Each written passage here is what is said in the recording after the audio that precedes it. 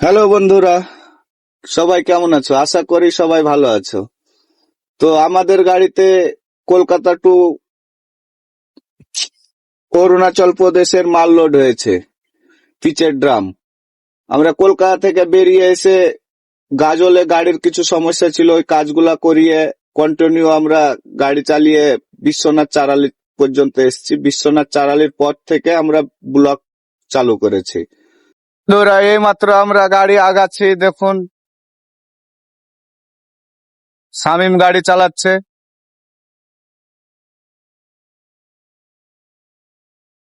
Shamim drive করছে। আরে দেখুন সামনের দৃশ্য, এই মাত্র গাড়ি ছাড়লাম, দেখতেই তো পাইলেন আপনারা। দেখুন রাস্তা।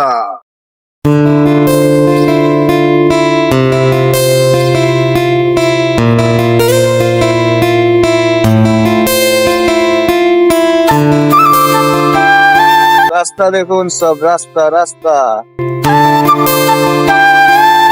এখন সময় বেশি না বন্ধুরা, 5টা বাজে, তাই দেখুন কি অন্ধকার।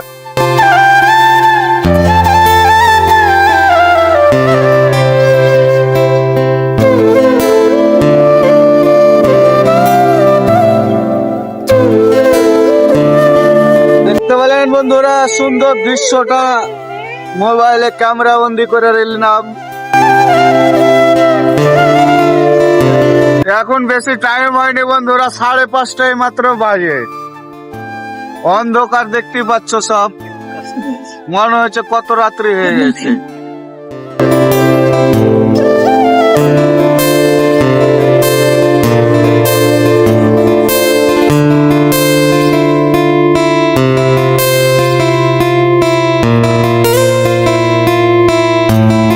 ব্রিজ দেখতে পাচ্ছেন, এই ব্রিজের ওপর দিয়ে আমরা আসলাম।